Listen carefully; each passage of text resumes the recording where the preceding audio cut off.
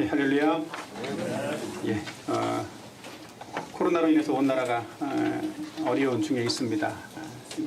교회 모임도 소모임도 한 2주 정도 모이지 않는 어떤 그런 일들도 있었기도 했지만 하나님께서 저와 여러분을 보호해 주시고 또 지켜주셔서 참 감사하다라는 생각이 들고 매일매일의 우리의 삶 속에서 그런 하나님의 도우심과 인도하심을 경험하는 저와 여러분의 삶이 되길 바랍니다.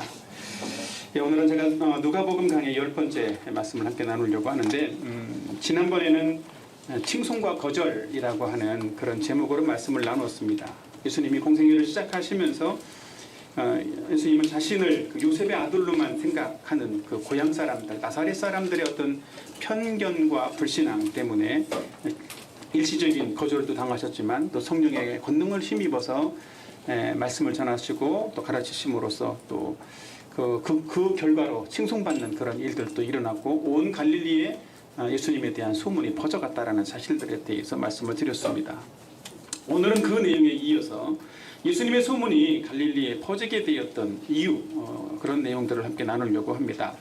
특별히 예수님의 사역에서 특별한 권위와 어떤 능력이 나타났다라는 사실들을 오늘 좀 말씀을 드리려고 합니다. 예수님의 갈릴리 사역을 보면 다른 권위자들에게서는 찾아볼 수 없었던 특별한 권위와 능력이 예수님의 사역에 나타났다라는 것이지요. 그래서 예수님은 가는 곳마다 권위와 능력을 나타내 보이셨습니다. 그렇다면 그 예수님이 가지셨던 권위와 능력은 어디에서 나온 것일까요? 오늘은 그 내용들을 함께 나누려고 합니다. 예수님이 권위와 능력으로 갈릴리에서 사역할 수 있었던 그 근거가 무엇인지 살펴보려고 하는 것입니다. 먼저 권위라는 말의 의미들을 잠깐 좀 살펴보려고 합니다. 권위가 무엇일까요? 권위를 제가 네이버 사전에서 찾아봤습니다. 사전에서는 그렇게 정의를 하고 있더라고요. 남을 지휘하거나 통솔하여 따르게 하도록 사회적으로 인정받은 힘, 이렇게 표현하고 있습니다. 남을 지휘하거나 통솔하여 따르게 하도록 사회적으로 인정받은 힘이다. 그런 게 권위라고 볼 수 있죠. 근데 성경에서는 이 권위가 하나님께서 나온 것이다 라고 말씀을 하고 있습니다. 권위는 만물의 창조자로서 가지고 있는 하나님의 통치권과 지배력을 말씀하는 것입니다. 요즘 우리가 살고 있는 이 시대에도 보면 많은 사람들이 권위를 모르는 그런 사람들이 있는 것 같습니다. 실제로 우리는 권위를 모르는 그런 시대에 살고 있는 것 같습니다. 그 이유를 제가 생각을 해봤는데 그 이유는 바로 이 권위의 근본이신 하나님을 모르고 살아가는 사람들이 많기 때문이 아닌가라는 그런 생각이 들었습니다. 그래서 실제로는 요즘 많은 청년들이 권위도 모르고 또 진리에 대한 추구나 영적인 관심도 없이 그냥 자기가 스스로 권위자가 되어져서 자기가 하고 싶은 대로만 생각하고 자기가 원하는 행동들을 하면서 살아가는구나 라는 그런 생각이 들었습니다. 요즘 많은 사람들이 정말 단지 눈앞에 있는 어떤 쾌락이나 유흥이나 어떤 물질적인 즐거움에만 관심을 가지고 살면서 또 자신의 인생의 목표나 또 미래에 대해서도 고민하지 않고 또 무엇을 하면서 인생을 살아야 할지 그런 생각도 하지 않는 채 살아가고 있는 것들을 또 보게 되기도 합니다. 우리가 만나는 많은 대학생들이 그런 것 같아요. 그래서 요즘 대학생들에게 그래서 참 복음을 전하려고 해도 복음을 듣지 않으려고 하기도 하고 또 관심도 없습니다. 그런데다가 코로나까지 겹쳐서 예수님을 소개하는 그 자체가 어떤 때는 상당히 조심스럽게 느껴지는 그런 생각도 들기도 합니다. 그러나 그런 때일수록 또 이런 시대적인 상황일수록 권위 있는 하나님의 말씀이 선포되고 권위와 능력을 가지신 예수님이 증거되는 것이 필요하다라는 그런 생각을 해봤습니다. 그래서 오늘 말씀을 나누면서 진정한 권위와 능력은 어디에서 오는가라는 그런 제목으로 말씀을 드리려고 합니다. 세 가지를 말씀드리려고 하는데 첫 번째로는 성경에서 권위와 능력이 나온다. 또 둘째로는 예수님 자신에게서 권위와 능력이 나온다라는 사실들을 말씀드리려고 합니다. 또 세 번째로는 하나님과의 교제에서 권위와 능력이 나온다라는 것입니다. 어떤 사람에게 그런 질문을 했답니다. 천국에 가려면 무엇을 해야 합니까? 뭐라고 말했겠습니까? 그 사람이 답을 하기를 먼저 죽어야 합니다. 그렇게 말했답니다. 이게 맞는 말인지 틀린 말인지 참 아리송한데 여러분, 우리는 이 권위와 능력 있는 삶을 살기 위해서 어떻게 해야 되겠습니까? 어떻게 해야 될까요? 권위와 능력 있는 삶을 살기 위해서 우리는 어떻게 해야 합니까? 국회와 청와대로 가야 합니까? 그건 아니겠죠. 그렇죠? 우리는 진정한 권위와 능력이 어디에서 나왔는지를 바르게 알아야만 한다는 것입니다. 그래서 오늘 말씀을 통해서 저 여러분 모두가 이 진정한 권위와 능력이 어디에서 나왔는지를 발견하고 깨닫게 되기를 바라는 것입니다. 그래서 저와 여러분 모두의 삶 속에서 정말 하나님이 주시는 권위와 능력으로 능력 있는 그런 삶을 살게 되기도 하고 열매 맺는 그런 삶이 될 수 있기를 예수님의 이름으로 축복합니다. 예, 첫 번째로 저는 그 예수님이 가지셨던 진정한 권위와 능력은 어디에서 나왔는가? 첫 번째로는 그것이 성경에서 권위와 능력이 나왔다라는 사실들을 첫 번째 대지에서 말씀을 드리려고 합니다. 예수님은 하나님의 말씀이 가지고 있는 권위와 능력을 또 사용해서 말씀을 가르치셨다라고 성경에서는 말씀을 하고 있습니다. 첫 번째 대지입니다. 예수님은 하나님의 말씀을 가르치셨습니다. 자, 누가복음 4장 31절 말씀을 다 같이 한번 보도록 할까요? 시작. 갈릴리 가버나움 동네에 내려오사 안식일에 가르치시매. 예. 본문은 갈릴리의 가버나움에 내려오신 예수님이 안식일에 가르치셨다라고 말씀을 하고 있습니다. 여기 나와 있는 안식일에 가르치셨다라고 하는 말씀은 이 하나님의 말씀인 기록된 성경을 가르치셨다라는 그런 의미입니다. 당시 회당에서는 하나님의 말씀을 읽고 가르치는 그런 일들을 했었기 때문에 예수님도 안식일이면 동일하게 회당에서 하나님의 말씀을 읽고 그 말씀을 가르치는 일들을 하셨다라는 것이지요. 그래서 한글 성경에서는 그렇게 표현되어 있지 않지만 성경의 원문에 보면 이 안식일이라는 단어가 복수형으로 되어 있습니다. 안식일들이죠. 그러니까 안식일마다 이 구약 성경의 말씀을 읽고 가르치는 그런 일들을 예수님은 줄곧 하셨다라는 것입니다. 예수님이 회당에서 이 기록된 성경을 가르치신 것은 참으로 성경이 하나님의 권위 있는 말씀이라는 사실들을 가르치신 것입니다. 이 권위라고 하는 이 말의 유래를 살펴보면 권위는 왕이나 재판관들이 자신의 위엄을 가지고 자유롭게 판결을 내렸던 그런 상황에서 유래된 말이라고 합니다. 그래서 실제로는 예수님도 어떤 유명한 랍비들의 말을 인용해서 말씀을 가르치신 것이 아니라 성경 자체에 의거해서 하나님 말씀 그 자체에 의거해서 말씀을 자유롭게 인용하고 선택해서 하나님 말씀으로서 가지는 그 성경의 권위를 드러냈다라고 하는 것입니다. 또한 예수님은 성경의 저자이기도 하시지요. 그렇기 때문에 성경을 가르치실 때 성경의 저자로서 정확하게 성경 말씀을 가져다가 해석하고 그 의미를 사람들에게 가르쳐 주심으로써 하나님의 말씀인 이 성경의 권위를 드러내었다라는 것입니다. 사랑하는 여러분, 성경은 권위 있는 하나님의 말씀이라는 사실들을 믿으시는 저와 여러분이 되기를 바랍니다. 그래서 우리는 이 성경을 배울 때 사람이 쓴 책처럼 여기지 말고 하나님의 권위 있고 능력 있는 말씀으로 받고 순종해서 하나님이 주시는 생명의 은혜와 풍성한 모든 것들을 받아들일 수 있는 저와 여러분이 되기를 축복합니다. 예, 두 번째 소지입니다. 예수님의 가르침에는 사람들도 놀랐다라고 하는 것입니다. 자, 4장 32절 말씀을 다 같이 한번 보도록 할까요? 시작. 그들이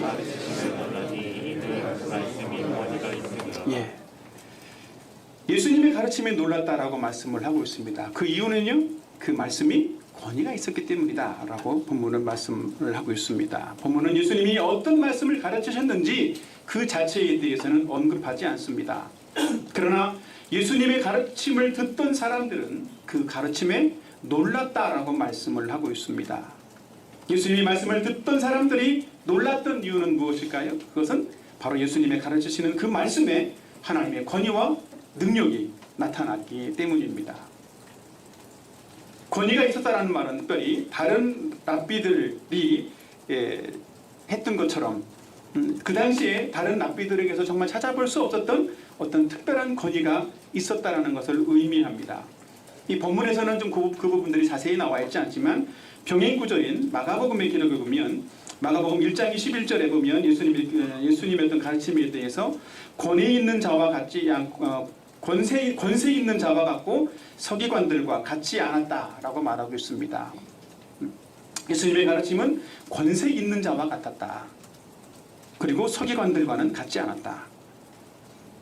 마가는 예수님의 가르침에 대해서 방법과 내용을 서기관들과 비교해서 차이가 있었다는 사실들을 말씀을 하고 있습니다. 그러나 누가는 그 예수님의 권위가 예수님이 가르치신 그 말씀 자체에 있다라는 사실들만 부각시켜서 강조하고 있는 것입니다. 실제로 당시 랍비들이나 서기관들은 이 선임 랍비들의 견해 또 전승을 인용해서 말씀을 지식적으로 많이 가르쳤다라고 합니다. 그러나 예수님은 하나님의 말씀을 자신의 삶으로 사시고 정말 한 인간으로서 몸소 그 말씀, 체험하신 그 말씀을 가지고 사람들에게 가르치셨다라는 것이지요. 그래서 예수님의 말씀은 듣는 사람들에게 이 어떤 그 하나님의 권능 있는 말씀으로서 그 능력을, 그 생명력을 드러냈다라고 하는 것입니다. 사랑하는 여러분, 예수님이 성경을 몸소 순종하고 또 사시고 또 권위 있는 말씀으로 사람들을 가르치셨던 것처럼 또 저와 여러분도 다른 사람들에게 성경을 가르치는 사람이 되기 이전에 하나님의 말씀이 가지는 권위와 능력을 확신하고 하나님의 말씀을 순종하는 그런 저와 여러분이 되기를 바랍니다. 그래서 성경의 권위와 능력을 우리 스스로도 확증해 살고 또 우리가 확신하고 있는 그 말씀으로 다른 사람들에게 가르쳐 줄 수 있어야 하는 것입니다. 저와 여러분 모두가 이 성경을 권위 있는 하나님의 말씀으로 받고 순종함으로써 능력 있는 그런 생애를 살아갈 수 있게 되기를 예수님의 이름으로 축복합니다. 세 번째 묵상 및 적용을 한번 해보겠습니다. 첫째로 하나님의 말씀을 섭취하는 일에 힘써야 한다는 것이지요. 성경은 만물을 창조하시고 주관하시는 하나님의 말씀인 줄로 믿습니다. 예수님도 성경이 하나님의 권위 있는 말씀이라는 사실을 믿으셨고 또 안식일마다 그 말씀을 가르치셨습니다. 저와 여러분도 성경이 가장 권위 있는 이 하나님의 말씀이라는 사실들을 믿고 매일의 삶 속에서 성경을 가까이 하고 섭취하는 그런 일에 힘쓰는 그런 저와 여러분이 되기를 바랍니다. 성경을 이해할 수 있도록 도와주는 많은 책들이 있죠. 해설서도 있고 경건서적도 있습니다. 그러나 그런 책들을 많이 읽는 것도 좋지만 더 좋은 것은 성경 말씀 자체를 가까이 하고 읽는 분들이 되기를 바랍니다. 성경 말씀 자체의 권위를 인정하고 성경을 가까이 하면서 읽는 그런 것이 가장 중요하다는 것이지요. 그래서 매일의 성경 읽기를 통해서 하나님의 음성을 듣고 또 그 말씀을 영적인 양식으로 삼는 저와 여러분이 되기를 바랍니다. 또 한 가지 필요한 일이 있다면 하나님의 말씀을 공부하는 그런 일들을 소중하게 여기시길 바랍니다. 성경 공부를 통해서 성경을 바르게 이해할 수 있게 될 것입니다. 체계적인 성경 공부의 시간들을 저와 여러분이 소중하게 여긴다면 먼저는 자기 자신의 죄 문제를 분명하게 깨닫고 해결받고 구원받는 사람이 될 줄로 믿습니다. 또한 성경의 말씀이 우리의 삶의 원리와 또 가치관이 되어져서 우리로 하여금 능력 있는 그런 삶을 살고 참된 만족과 풍성함을 누릴 수 있는 그런 삶이 될 수 있도록 이끌어 줄 겁니다. 사랑하는 여러분, 매일 규칙적으로 우리가 음식을 섭취하고 먹는 것처럼 하나님의 말씀을 섭취하는 일에 있어서 우리가 의무감으로나 책임감으로 하지 말고 성경의 말씀을 영의 양식으로 삼고 즐거운 마음으로 가까이 하고 또 읽고 공부함으로써 하늘의 신령한 복과 풍성한 모든 것들을 받아 누릴 수 있는 저와 여러분이 되기를 예수님의 이름으로 축원합니다. 적용 두 번째입니다. 하나님의 말씀을 순종하는 일에도 우리가 힘써야 한다는 것이죠.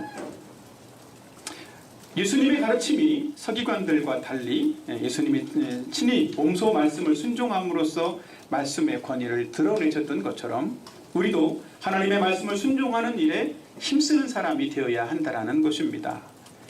당시 서기관들은 성경에 정말 능통한 사람들이었다라고 합니다. 그러나 그들의 가르침은 생명력이 없었고 또한 지킬 수도 없는 장로들의 유전만을 가르치는 공허한 울림과도 같았습니다. 그래서 그들의 가르침에는 아무런 능력이 없었고 권위도 없었던 것이지요. 그러나 성경은 이 가르치는 내용도 중요하지만 누가 그 말씀을 가르치냐라고 하는 것이 더 중요하다는 사실들을 저와 여러분이 인식했으면 좋겠습니다. 동일한 말씀이라 할지라도 어떤 사람이 그 말씀을 가르치느냐에 따라서 듣는 사람의 반응에도 엄청난 차이가 나타난다라고 하는 것입니다. 우리가 말씀대로 살고 그 말씀의 능력을 맛보아야 우리의 삶이 능력 있는 삶이 되고 다른 사람에게도 내가 살고 있는 그 능력 있는 그런 삶을 살 수 있도록 도와줄 수가 있는 것입니다. 사랑하는 여러분, 저와 여러분 모두가 이 성경이 하나님의 권위 있는 말씀이라는 사실들을 확신하고 순종하는 일에 힘쓰는 저와 여러분이 되기를 바랍니다. 그래서 우리 자신도 예수 그리스도를 닮은 그런 성숙한 삶을 살고 다른 사람들에게도 말씀 안에서 누리는 그 즐거움과 또 풍성함을 나눠주는 그런 능력 있는 그런 삶을 살아가는 저와 여러분이 되기를 예수님의 이름으로 축원합니다. 예, 저는 앞에서 첫 번째 대지에서 진정한 권위와 능력은 성경에서 나온다라는 사실들을 말씀드렸습니다. 두 번째로는 예수님 자신에게서도 권위와 능력이 나온다라는 것입니다. 예수님은 하나님의 아들이시기 때문에 예수님 자신에게서도 권위와 능력이 나온다라는 것입니다. 첫 번째입니다. 첫 번째 소지는 예수님은 신적 권위로 귀신을 물리치셨습니다. 예수님이 회당에서 말씀을 가르치실 때 회당 안에 들어와 있던 귀신 들린 사람을 예수님이 만나셨습니다. 한번 보실까요? 누가복음 4장 33절 34절을 같이 한번 보겠습니다. 시작. 회당에 더러운 귀신 들린 사람이 있어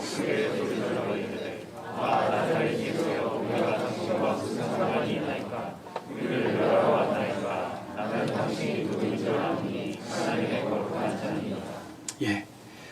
회당 안에 있던 귀신 들린 사람은 예수님의 말씀을 듣고 있다가 예수님의 그 신적 권위 앞에 크게 소리를 지르면서 자신의 정체성을 드러냈습니다. 귀신은 예수님을 34절에 보면 하나님의 거룩한 자라고 표현을 합니다. 귀신이 알고 있기로는 예수님을 정말 귀신은 하나님의 거룩한 자로서 하나님의 아들로서 분명하게 알고 있었다는 것입니다. 그래서 귀신은 예수님을 만났을 때 우리를 멸하러 왔습니까? 라고 말했습니다.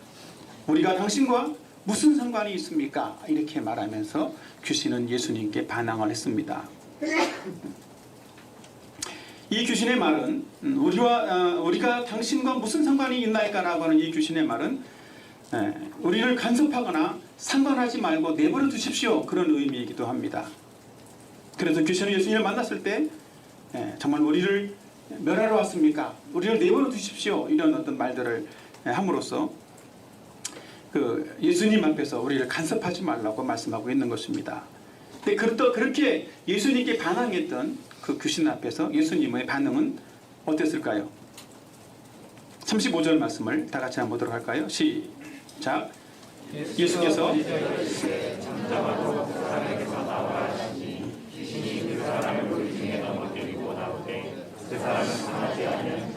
예, 본문에서 보면 분명히 이렇게 말씀하고 있습니다. 잠잠하고 그 사람에게서 나와라. 잠잠하고 그 사람에게서 나와라. 이렇게 분명히 말씀합니다. 예수님은 귀신이 자신을 하나님이 알아본다라고 해서 다른 사람들은 나를 하나님 아들로 못 알아보는데 너라도 알아주니 참 고맙다.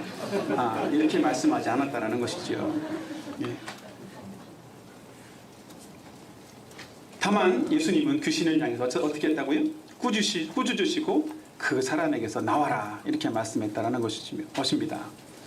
예수님은 그 예수님의 말씀 앞에서 또 예수님의 그 권위 앞에서 사단은 결국 굴복하고 떠나갈 수밖에 없었다라고 하는 것입니다. 제가 모임에 와서 특별한 경험을 했던 적이 있었습니다. 제가 예수님을 믿고 복음을 전하던 중에 예전에 저도 그 한 사람을 괴롭히던 귀신이 떠나가는 그런 일들을 보았던 때가 있었습니다. 어떤 일이냐면 제가 어떤 한 사람에게 다른 때와 똑같이 단순하게 복음을 전해주고 예수님을 믿겠냐고 그렇게 제안을 해서 그 사람이 예수님을 믿겠다고 영접하겠다고 그랬습니다. 그래서 예수님을 구세주와 주인으로 믿도록 도와주었던 일이 있었습니다.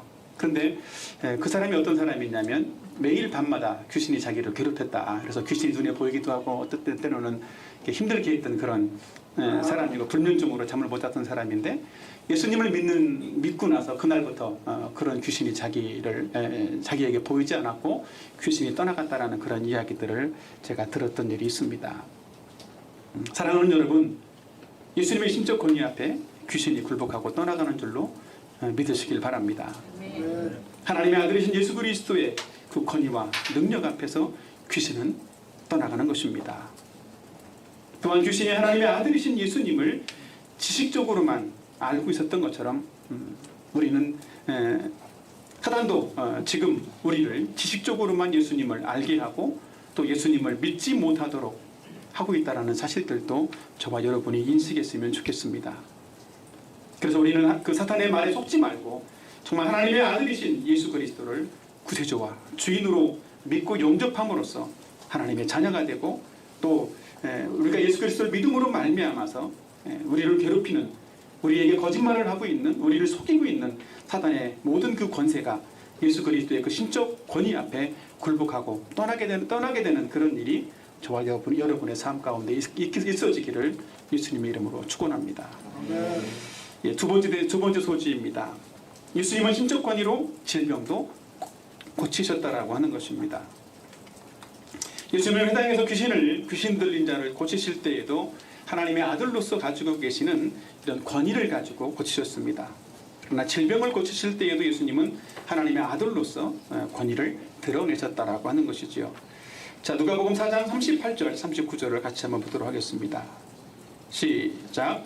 예수께서 일어나면서 시몬의 집에 들어가시니 시몬의 장모가 심한 열병을 앓고 있는지라 사람들이 그를 위하여 예수께 구하니 예수께서 가까이 서서 열병을 고치시는데 병이 떠나고 여자가 일어나 그들에게 회당에서 귀신을 쫓으신 그 예수님은 시몬의 장모가 사는 집으로 들어가셨다라고 기록을 하고 있습니다. 이 누가는 시몬의 장모가 중한 열병을 앓고 있었다라고 밝히고 있습니다. 왜냐하면 누가는 특별히 의사였기 때문에 의사가 보기에 이 병은 단순한 감기 정도가 아니라 중병이라고 할 만큼 그 고열을 발생시키는 심각한 열병이라는 사실들을 알고 있었다는 것이지요. 마가복음에 보면 마가는 이 병을 동사 형태로 기록을 하고 있습니다. 그래서 열이 펄펄 끓고 있는 상태 이렇게 기록을 했죠. 근데 누가는 이 병을 명사형으로 기록을 하면서 고열을 일으키는 병이다 이렇게 표현하고 있습니다. 실제로 이 병은 당시에 습한 갈릴리 지역에서 흔하게 일어났던 풍토병이라고 합니다. 그래서 때로는 금방 낫기도 하지만 때로는 갑자기 이 열에 의해서 사람이 죽기도 하는 그런 예측불허의 열병이 그 시몬의 장모가 앓고 있었던 열병이었던 것이지요. 그런데 이 열병 앞에서 예수님은 어떻게 반응했습니까? 39절에 보면 열병을 꾸짖으신데 이렇게 말씀을 하고 있습니다. 마치 이 질병이 인격체인 것처럼 꾸짖으신 것입니다. 예수님의 꾸짖으심은 귀신을 내어보내실 때에도 꾸짖으셨습니다. 마찬가지로 이 열병을 쫓으실 때에도, 열병을 고쳐주실 때에도 열병을 꾸짖어서 고쳐주셨던 것이지요.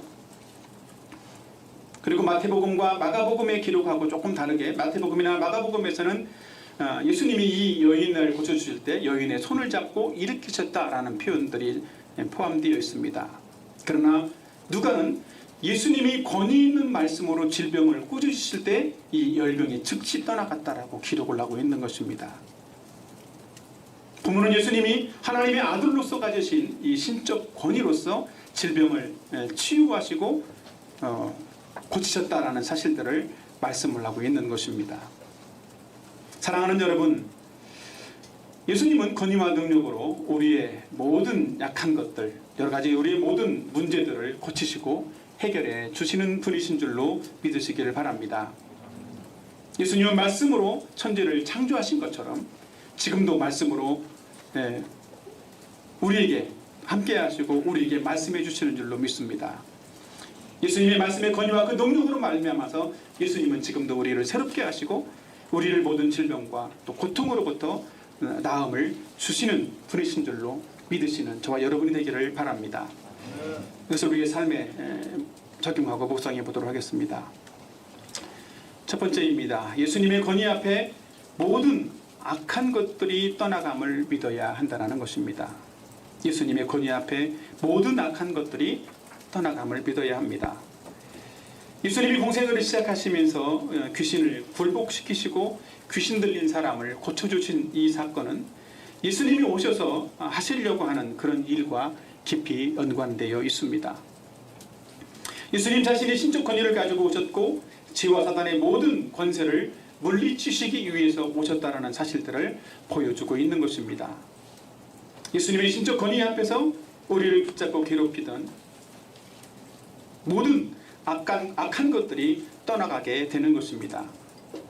사탄의 세력은 강해 보이지만 궁극적으로는 결국은 예수님의 권위 앞에 굴복하고 떠나가게 되는 줄로 믿으시기를 바랍니다. 또한 이 귀신 들린 사람의 모습을 살펴보면서 이 귀신 들린 사람의 모습은 예수님을 믿기 전에 우리들의 모습과 같다라는 사실들을 아시길 바랍니다. 한 사람이 귀신 들린 상태로 회당에 있었다라고 본문은 말하고 있지 않습니까? 귀신 들린 상태로 회당에서 행하는 모든 종교적인 일들에, 신앙적인 모든 일들에 참여했다라고 하는 것입니다. 우리도 마찬가지입니다. 예수님을 믿기 전에 우리의 모습도 보면 동일하게 모든 종교적인 활동을 할 수도 있고 겉으로는 아무런 문제 없이 일상생활을 하기도 합니다. 그러나 예수님을 믿기 전의 사람들은 사탄의 세력이 그 안에서 지배하고 있기 때문에 지식적으로는 예수님이 하나님의 아들이라는 사실들도 알 수도 있지만 예수님을 믿지는 못하고 또 영원한 것을 추구하지도 못하고 영원한 멸망 가운데 가는 그런 사람이 되는 것입니다. 그러나 그런 사람일지라도 예수님이 하나님의 아들이심을 믿고 예수님을 구세주와 주인으로 영접하게 된다라고 하면 사탄의 권세에서 벗어나서 구원받는 하나님의 자녀가 되는 줄로 믿습니다. 사랑하는 여러분, 요즘은 코로나로 인해서 코로나를 핑계로 사탄의 세력도 더욱 거세게 하나님을 대적하고 또 우리들을 공격하고 있는 것 같기도 합니다. 그러나 예수님이 신적 권세로서 사단의 권세를 굴복시킨 것처럼 예수님은 우리를 속이고 괴롭히는 이 사탄의 세력들을 정말 예수님을 믿지 못하게 하는 이 사탄의 세력들을 몰아내시고 우리를 온전하게 구원해 주시는 그런 분이신 줄로 믿습니다. 저와 여러분 모두가 영생의 즐거움을 누리고 또 우리를 괴롭히던 모든 악한 것들로부터 참된 자유함을 누리는 그런 생애가 되기를 예수님의 이름으로 축원합니다. 두 번째 묵상입니다. 예수님이 우리의 언약함을 담당하셨다라는 것을 믿어야 한다는 것입니다. 예수님이 우리의 언약함을 담당하셨습니다. 예수님은 시몬의 장모가 가진 중한 열병을 고치시고 예수님께 나오는 온갖 병자들을 다 고쳐주셨다라고 본문은 말씀하고 있습니다. 예수님이 정말 크고 작은 모든 질병들을 고쳐주신 것은 예수님의 신적 권세만을 드러낸 것이기도 합니다. 뿐만 아니라 인간의 죄로 말미암아 생겨난 모든 인간의 약함과 문제와 질병들을 예수님께서 담당하시고 고쳐주시는 분이시라는 사실들을 보여주고 있는 것이기도 합니다. 예수님은 우리를 구원하기 위해서 십자가에 위해서 우리의 모든 죄와 질고를 대신 담당해 주신 분이십니다. 예수님이 채찍에 맞음으로써 우리는 나음을 입게 되었다라는 사실들을 믿으시는 저와 여러분이 되기를 바랍니다. 요즘에 유행하고 있는 이 코로나로부터도 예수님은 저와 여러분을 지켜주실 줄로 믿습니다. 사랑하는 여러분, 예수님이 십자가에서 우리의 허물과 죄악을 담당하시고 우리의 언약함을 담당해 주신 그런 분으로 믿는 저와 여러분이 되기를 바랍니다. 자신의 연약함 때문에 혹시 고통 가운데 있는 분들이 있습니까? 아니면 여러 가지 해결되지 않는 고통의 문제들로 인해서 염려하고 있는 분들이 있습니까? 예수님을 믿고 의지하는 저와 여러분이 되기를 바랍니다. 우리를 구원하신 예수님이 우리의 모든 약함과 질고를 대신 담당하셨기 때문에 우리는 나음을 얻을 수 있었고 평안과 기쁨을 누리게 되었다는 사실들을 확신하는 저와 여러분의 삶이 되기를 예수님의 이름으로 축원합니다. 예, 마지막 대주입니다. 저는 앞에서 진정한 권위와 능력은 성경의 말씀에서 나온다라는 말씀을 드렸고 또 예수님 자신에게서도 권위와 능력이 나온다는 사실을 말씀을 드렸습니다. 마지막 세 번째 대지는 하나님과의 교제에서 권위와 능력이 나온다라고 하는 것입니다. 예수님이 가지신 권위와 능력의 원천이 바로 이 하나님과의 교제에 있었다라고 하는 것입니다. 첫 번째 소지입니다. 참된 권위와 능력은 하나님과의 교제에서 나온다라는 것입니다. 자, 누가복음 4장 42절을 다 같이 한번 같이 보도록 하겠습니다. 시작. 나중에 예수께서 나오사 한적한 곳에 가시니 우리가 찾다가 만나서 자기들에게서 떠나시기를 급하게 말하여. 예, 본문에 보면 예수님은 날이 밝아지자 한적한 곳으로 가셨다라고 말씀을 하고 있습니다. 예수님은 안식일에도 병자를 고쳤지만 안식일이 끝날 무렵 해가 질 무렵에 사람들이 온갖 병자들을 데리고 예수님께 나왔기 때문에 예수님은 밤새 그 병자들을 고쳐주셨습니다. 그러다 예수님이 병자들을 고쳐주시다 보니까 어느새 날이 밝아오기 시작을 했다는 것이지요. 그래서 그제서야 예수님은 사람들 틈에서 벗어나서 한적한 곳으로 나가셨다라고 하는 것입니다. 여기서 말씀하고 있는 한적한 곳은 사람들의 방해를 받지 않는 조용한 그런 장소를 의미하지요. 그죠? 누가는 이 예수님이 한적한 곳에서 무엇을 하셨는지는 자세하게 언급하지 않습니다. 그러나 병행구절인 마가복음에서는 이 한적한 곳에서 무엇을 하셨는지 조금 더 자세하게 기록을 하고 있습니다. 한번 그 구절을 같이 한번 볼까요? 마가복음 1장 35절 말씀입니다. 다 같이 시작. 새벽 또 밝기 전에 예수께서 일어나 곳으로 가사 거기서 기도하시더니. 예, 예수님은 한적한 곳에서 무엇하셨다고요? 기도하셨다라고 말씀을 하고 있습니다. 예수님은 밤새 병자들을 고치시느라고 매우 피곤한 그런 상태였음에도 불구하고 수면을 취하시러 가시지 않고 하나님과 교제하고 기도하러 가셨다라고 하는 것입니다. 예수님은 하나님과의 교제하는 시간을 통해서 육체적인, 정신적인 또 감정적인 어떤 휴식을 취하셨던 것이지요. 예수님은 하나님과의 이 교제가 일이 아닌 휴식의 시간으로 만들어 가셨던 것입니다. 또한 예수님이 사역을 멈추고 하나님과 교제의 시간을 가졌던 것처럼 저와 여러분도 하나님과 교제하는 시간들을 소중하게 여겼으면 좋겠습니다.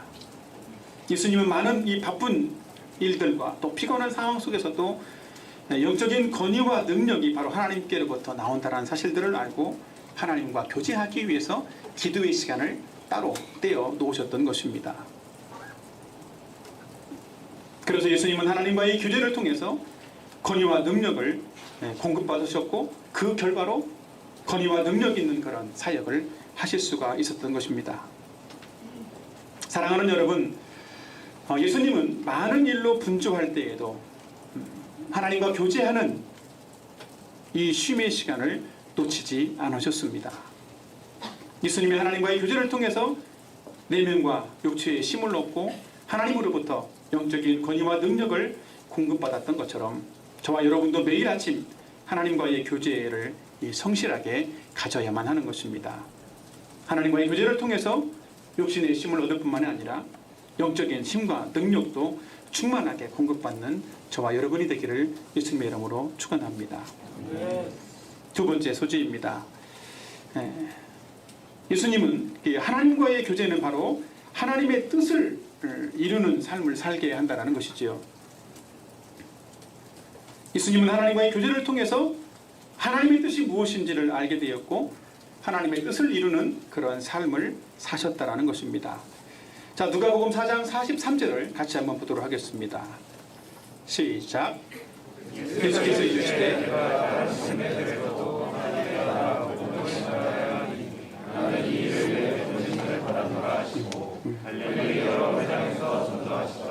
예. 예수님이 한적한 곳에서 하나님과 교제하실 때였습니다. 제자들이 찾아왔습니다. 예수님, 여기서 뭐 하세요? 병자들이 계속 밀려오고 있어요. 예수님을 찾고 있단 말이죠.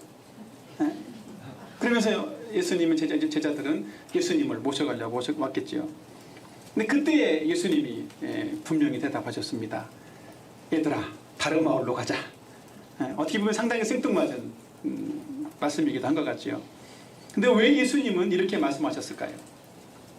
예수님은 하나님과의 교제를 하시면서 예수님을 보내신 하나님의 뜻이 무엇인지를 깨달았던 것입니다. 하나님과 교제하는 시간을 가지면서 예수님은 무엇을 위해서 이 땅에 오셨고 이 하루의 삶 속에서 또 무엇을 하면서 살아야 되는지를 분명하게 인식하게 되었다는 것입니다. 예수님은 다른 동네에서도 하나님 나라의 복음을 전해야 한다라고 하는 이 하나님의 뜻을 분명하게 깨달았던 것이지요. 그래서 예수님은 자신이 오신 이유를 제자들에게 분명하게 말씀해 주셨습니다. 나는 이 일을 위해서 보내심을 받았노라. 그리고 나서 예수님은 가브나움에 머물러 있지 않고 이 밀려오는 병자들을 뒤로 한 채 하나님의 뜻을 이루기 위해서 가까운 마을로부터 시작해서 온 갈릴리에 다니면서 말씀을 가르치시고 천국 복음을 전하셨다라고 말씀을 하고 있는 것입니다. 사랑하는 여러분, 우리도 바쁜 일상을 살다 보면 그 일에만 집중하게 되고 다른 생각을 하지 못하게 될 때가 있지 않습니까? 내가 무엇을 해야 되는지 그 우선순위를 잃어버릴 때가 종종 있다는 것입니다. 그럴 때 우리는 어떻게 해야 되겠습니까? 우리는 일을 잠시 멈추고 먼저 주님과 교제의 자리로 나가야만 하는 것입니다. 많은 일로 바쁠수록 더 분주할수록 그 분주한 일에만 쫓겨서 자기 자신의 능력으로 그 일들을 해결해 보려고 애쓰지 말고 더욱 하나님과의 교제하는 자리로 나아가는, 그래서 하나님으로부터 힘과 능력을 공급받는 저와 여러분이 되기를 바랍니다. 우리는 교제 가운데에서 하나님의 뜻을 깨닫기도 하고 하나님이 주시는 능력과 자원으로 하나님의 뜻을 이루어가는 저와 여러분이 되기를 예수님의 이름으로 축원합니다. 네, 마지막 이 말씀을 묵상하고 적용해 보겠습니다. 첫 번째입니다. 우리는 경건의 시간을 소중하게 여겨야만 합니다. 매일 아침 주님과 만나는 경건의 시간이 있지 않습니까? 이 경건의 시간이 우선순위에서 밀리지 않도록 해야만 한다는 것입니다. 예수님이 바쁘고 피곤한 일상 속에서도 새벽 이른 아침 시간이면 하나님과 교제하는 시간을 갖기 위해서 따로 시간과 장소를 떼어서 한적한 곳으로 나갔던 것처럼 우리는 아침 경건의 시간을 구별하여 떼놓고 다른 분주한 일들로부터 우선순위에 밀리지 않도록 해야만 한다는 것입니다. 우리는 매일의 경건의 시간을 가지면서 기록된 성경 말씀을 통해 우리에게 주시는 하나님의 음성을 들어야만 합니다. 그리고 그 음성을 따라서 순종해가는 그런 삶을 살아야만 하는 것입니다.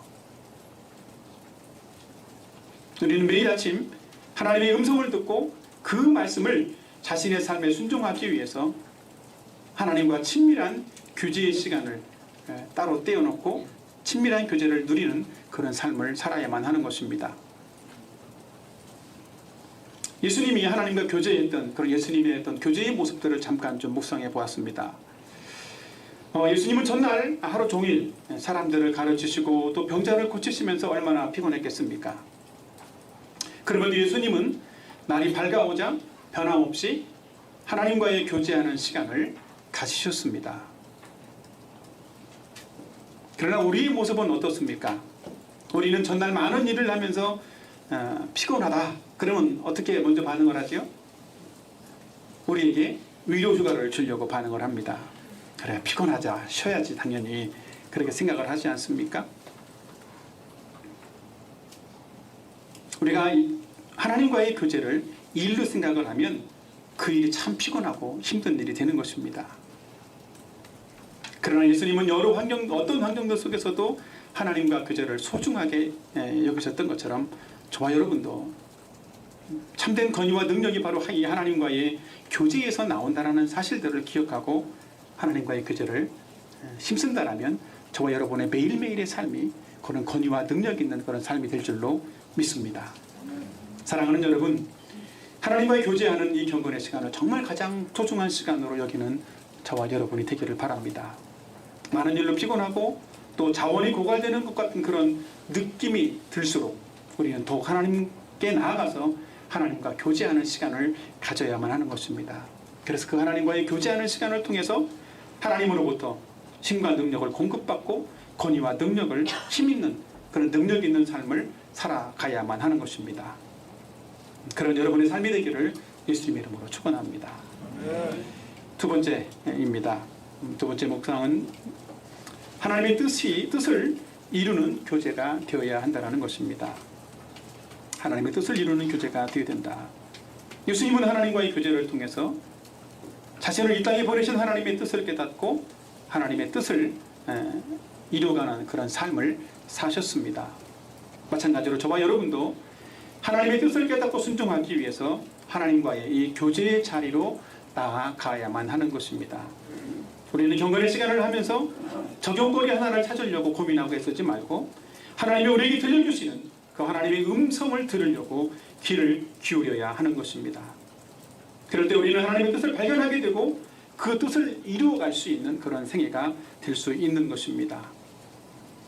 우리를 향한 하나님의 뜻은 무엇이겠습니까? 그것은 예수님을 바르게 믿고 예수 그리스도를 닮아가는 그런 사람이 되는 것입니다. 또한 예수님을 증거하기 위해서 세상으로 나가는 사람이 되는 것입니다. 그래서 학생은 학교에서, 직장인은 직장에서, 가정주부는 가정과 지역에서 만나는 사람들에게 자신이 믿고 있는 예수님을 소개하고 그 안에서 자신이 누리고 있는 그 하나님의 사랑의 그 깊이와 넓이가 그 얼마나 큰지를 주변에 있는 사람들에게 나눠주는 그런 사람이 되어야 하는 것입니다. 우리는 우리의 삶의 현장으로부터 예수님을 증거하고 세계 비전을 성취하는 그런 사람들이 되어야만 하는 것입니다. 사랑하는 여러분, 누가는 누가복음을 기록한 후에 3, 4년 뒤에 다시 사도행전을 기록했습니다. 누가가 사도행전을 기록하면서 기록해 놓았던 말씀 한 가지를 보고 마치려고 합니다. 여기 보면 사도행전 1장 8절에 이런 말씀이 있습니다. 너희가 권능을 받고 예루살렘과 온 유대와 사마리아와 땅끝까지 이르러 내 증인이 되리라. 이 누가의 기록을 보면 우리가 있는 곳이 어디일까요? 예루살렘입니다. 우리가 있는 곳이 예루살렘이라면 우리는 그곳에서 우리에게 맡겨진 일을 성실하게 감당하면서도 땅끝을 볼 수 있는 전문가, 그런 비전을 가지고 예수 그리스도를 증거할 수 있는 그런 사람들이 되어야 한다는 것입니다. 저와 여러분 모두가 날마다 하나님과의 교제를 통해서 하나님의 음성을 듣고 그 음성을 따라 예수 그리스도를 닮아가는 그런 삶을 살게 되고 또 우리의 삶의 현장에서부터 시작해서 예수님을 증거함으로써 열매 맺는 저와 여러분의 생애가 되기를 예수님의 이름으로 축원합니다. 예, 말씀을 정리하겠습니다. 오늘 저는 진정한 권위와 능력은 어디에서 나오는가? 라는 제목으로 말씀을 나누었습니다. 첫 번째로 나눈 것은 하나님의 말씀인 성경에서 권위와 능력이 나온다라는 말씀을 드렸습니다. 둘째로는 신적 권위를 가지신 예수님에게서 권위와 능력이 나온다라는 말씀을 드렸습니다. 또 세 번째로는 하나님과의 교제에서 권위와 능력이 나온다라는 말씀을 드렸습니다. 날마다 하나님의 말씀인 성경을 가까이 하고 또 하나님의 아들이신 그 예수 그리스도를 믿고 의지하는 저와 여러분의 삶이 되길 바랍니다. 더 나아가서 하나님과의 친밀한 교제 가운데에서 권위와 능력 있는 그런 모든 자원과 능력을 공급받고 저와 여러분의 생애가 하나님 주시는, 예수님 주시는 권위와 능력으로 능력 있는 삶을 살 뿐만 아니라 풍성한 열매를 맺는 그런 삶이 되기를 예수님의 이름으로 축원합니다. 같이 기도하겠습니다. 오늘 제가 말씀드린 것처럼 같이 모든 권위와 능력은 하나님의 말씀에서부터 나온다. 또 예수님에게서부터 나온다. 또 하나님과의 교제에서 나온다라는 그런 말씀을 드렸습니다. 우리는 이 말씀을 기억하고 우리가 말씀을 소중하게 여기고 또 예수님을 믿고 의지하는 그런 삶을 살고 하나님과 교제하는 일들을 가장 무엇보다도 정말 생명처럼 소중하게 여길 수 있는 그런 삶이 되게 해달라고 같이 하시면서 기도하도록 그렇게 하겠습니다. 같이 기도하겠습니다.